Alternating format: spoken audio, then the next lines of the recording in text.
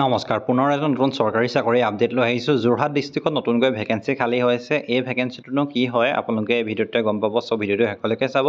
চেনেলটো নতুনকৈ ভিজিট কৰিলে চেনেলটো সাবস্ক্ৰাইব কৰিব নাপাহৰিব যোৰহাট ডিষ্ট্ৰিক্টত গ্ৰেড 4 ৰ কাৰণে ভেকেন্সি ৰিলিজ কৰিছে আৰু এই যেটো ভেকেন্সিটো হেতু হৈছে ডিস্ট্ৰিক্ট এণ্ড সেশন জাজ যোৰহাটৰ ফালৰ পৰা পিয়নৰ কাৰণে ভেকেন্সি ৰিলিজ কৰিছে যেটো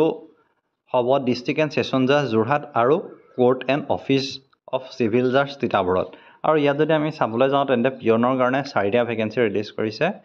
য'ত আনৰিজাৰ্ভৰ কাৰণে 2টা এসসি আৰু এসটিৰ কাৰণে এটা আৰু ইয়াৰ যেটো পে বেণ্ড গ্ৰেড 4 যেটো পে বেণ্ড হয় 12000 পৰা 52000 টকা আৰু গ্ৰেড পেটো 3900 টকা আৰু ইয়াৰ কাৰণে যদি চাই তেন্তে qualification candidate must have pass class 8 অৰ্থাৎ 8 পাস হ'ব লাগিব 9 পাস হ'ব পাৰিব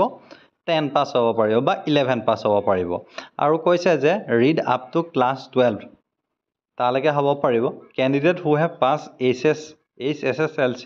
or above shall be ineligible to apply for the post ইয়াত কৈছে যদি আপুনি 12 পাস কৰিছে তেন্তে কিন্তু আপুনি এলিজিবল নহব আৰু ইয়াৰ কাৰণে আপোনাৰ এখন ভ্যালিড এমপ্লয়মেন্ট এক্সচেঞ্জ লাগিব বয়সৰ সীমা যদি চাই তেন্তে আনৰিজাৰ্ভৰ 24 বছৰ OBC MOBC 43 বছৰ SC 45 আৰু PWD ৰ কাৰণে 50 বছৰ STH ৰ কাৰণে 45 বছৰলৈকে দিছে আৰু ইয়াৰ কাৰণে আপোনালোকে এখন ষ্টেণ্ডাৰ্ড ফৰ্মত এপ্লাই কৰিব লাগিব ষ্টেণ্ডাৰ্ড ফৰ্মখন আপুনি ডাউনলোড কৰি ল'ব পাৰিব ষ্টেণ্ডাৰ্ড ফৰ্মখনত সকলোবিলাক ফিল কৰি পিনি 3 কপি পাসপোৰ্ট সাইজ ফটো এটি আপোনালোকে